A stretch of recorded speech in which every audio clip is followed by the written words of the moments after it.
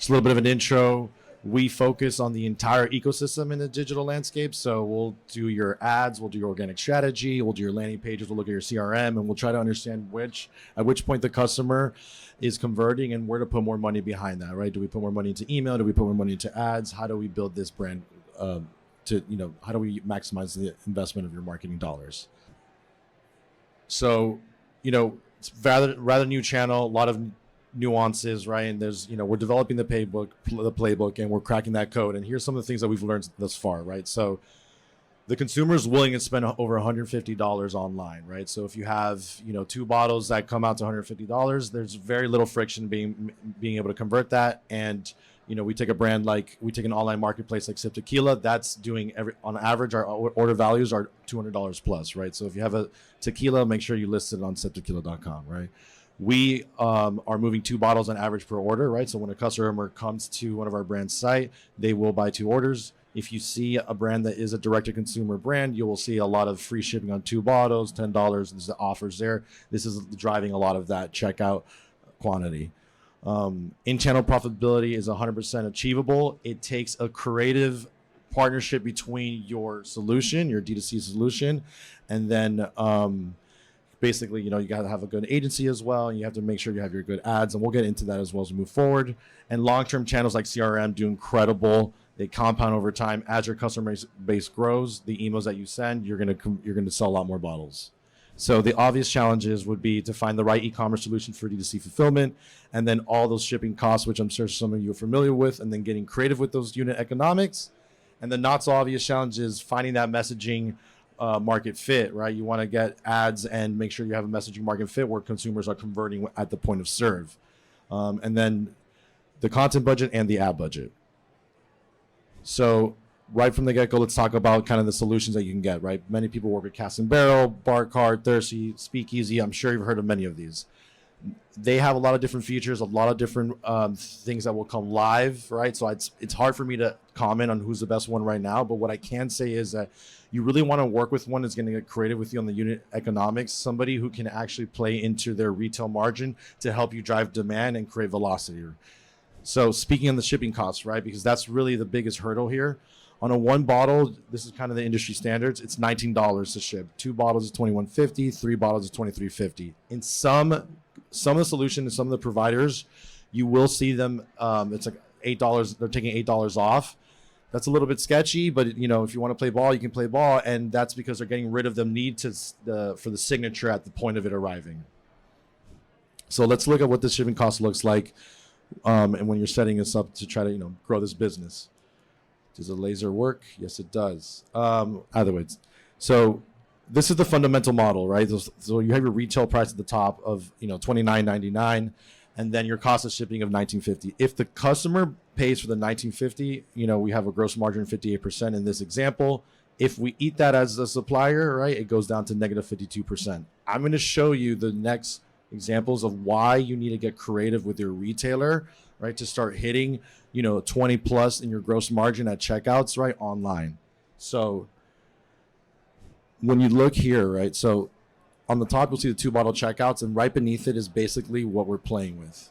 The most important roles to look at are the retailer shipping contribution and the customer shipping paid. That's where we're getting creative, right, with our retailer, and then what we're actually offering the customer. So in this instance here, right, the customer's paying $5, the customer's $10, right? And then in another scenario, and in the scenario, the retailer's actually subsidizing the cost of shipping with another $5, right? So if you're saying, hey, buy 2 bottles, $5 shipping, that customer's arriving to the site, they're going to see $1 is going to cost $19.50. Oh, okay, wait, for $5 I get 2 other bottles, right? And that starts to drive the customer down that route. But in the background, if your retailer is subsidizing that shipping as well, you actually start to get into the positive scenarios in your gross margins, right? So $25.85, and then up to 40% if you do it for $10 in shipping. For Howlerhead, Dana White's bourbon, we do it where you have $10 shipping on 2 bottles, right? And then, if the retailer is creative enough, we can get into these scenarios, right? So this is how the fundamental model. After this, you're basically making your ads and starting to spend your ad budget. So maximizing the investment. Okay, so you've decided on your D2C solution, who's going to fulfill it for you. You're ready to roll. You're ready to make ads. You got an ad budget. It's going to start. You're going to start spending. You're going to have reach. Consumers are going to see what you're doing. I really want this to kind of like just be the overarching thought here, and that's that when you go to market on D2C, you are able to understand exactly how your marketing initiatives are doing in real time, right? So instantly overnight, you'll get a lot of feedback on what's working, what's not. So there's a lot on this slide, but basically from day one, once you launch and you get those ads out, right? Let's say you have a brand idea, you have that brand story. We've been talking a lot about communications. You're storing on premise, you're storing off premise, right? What are you going to say? If first impressions count, you kind of want to know, right? If you have your online channel set up, right, you'll be able to run 5 different ads, 10 different ads with different ways of how you communicate your brand. And within 24 hours, you'll know through the data, and the engagement metrics and the CTR metrics, which of those ads is performing the best, right? So you know what to put your actual investment behind, right? You can do the same thing for LTOs, right? So we had an LTO where we didn't know what design we wanted to put behind the LTO. We had 5 different designs. We ran them for 3 days, and after those 3 days, we were able to look back and see which LTO design had the highest engagement or CTR, and that was the one that we were going to make the permanent decision of printing labels and putting them on a bottle, right? So this is the way, looking at your D2C channel and maximizing it beyond just moving bottles and understanding how this actually is going to play into your mix, into how you can use it to test and then maximize the budget behind that. That's really one of the best ways to look at your D2C channel. If you have 4 different SKUs, right? Which of these SKUs is bringing people into your brand world? What SKU is actually creating a second purchase? Very easy to learn if you're spending money online. And then also, again, proof of demand. If you drop all the shipping, you drop all the boundaries that a customer has, right? Does your bottle move online? If your bottle's not moving online after you've offered free shipping, you have a messaging issue, right? And you want to tweak that and figure that out. And that's super important. So here on this kind of unique consumer journey, right? On the left-hand side is an example of an ad, right? That's the first thing the consumer would see, and they would click, they would land on a landing page, they would then end up on the PDP and the product description page, convert, and then end up on your CRM flows, right? So for example, on Don Papa, right? We were running ads about fall in love with rum again. This was for a consumer who was kind of on the fence about rum. Maybe they had their phase with rum and they were coming back around. They didn't know. So we started running messaging with fall in love with rum again. They would then land on a landing page that was contextual to that consumer and explain as to why you should fall in love with Don Papa again. They end up on the PDP page, convert, and now they're in the CRM flow. If you have a robust CRM and agency, the emails that will then come back and directly communicate with that customer will be emails contextual to where that customer is, right? In this on the fence, do I do rum again or not? So it's, hey, thank you so much for considering rum again, whatever it may be. This is how you can like really segment all of your messaging and really start to have a lot of control over the consumer journey, right? How you're educating people on your brand, whether it's a small brand or a big brand.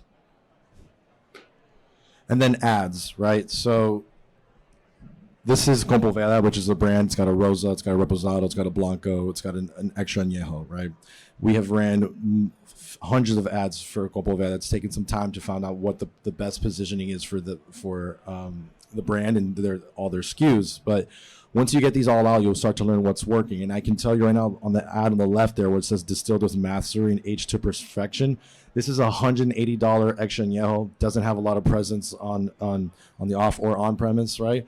But we are converting at $15 a customer on here, right? So we will spend $500 a day. You can do the math, divided by 15. That's how much of Extra Añejo Compoveda we sell daily. It's a brand built all direct to consumer. And this is purely due to a lot of the awareness and the messaging that we've done behind it as well. But what I want you to imagine is you take your brand, you get to like make all these ads and start to learn what's working, what's not working to get them to convert. And once you know what's working and what's not working as a profitable message, or just something that your customers love, it's really easy to just translate that over into out of home or into end caps, and you know exactly what to say at the point of sale, right? And so now you're kind of entering and making these decisions, right, with a lot more knowledge and confidence of what's going to work on the on or off. And then in CRM, which is on the email side or text messaging, this, when, if you're able to have CRM on from day one, I think it's super helpful. When done effectively, this will boost the lifetime value of your customer by 30%. Your repeat purchases, if when you're very efficient, at 20%, right? And overall, you can start to cross sell into bigger bundles, right? And increase your AOV in some cases by 15%, right? So this is an incredible tool because it's direct communication. They've either opted in, they're telling you, hey, I want to get to know more about your brand, or they've already bought, right? And so you can just send them as much. Don't spam them, but get your emails out, start that direct communication with them, and build that community or cultivate that. And for LTOs, if you have a huge wait list, you can do your expectation campaign. And we see, we've moved hundreds of bottles off of one email for an LTO drop, right? Because people are waiting for it. We'll say, hey, 3 days till launch. 1 day to launch, it's a surprise launch. It just dropped 24 hours early, and then people will just rush to the email to buy these bottles, right? So it takes time to get there. You have to have the customer base and have to run enough marketing to get a lot of people to opt in. But CRM is an incredible tool as well.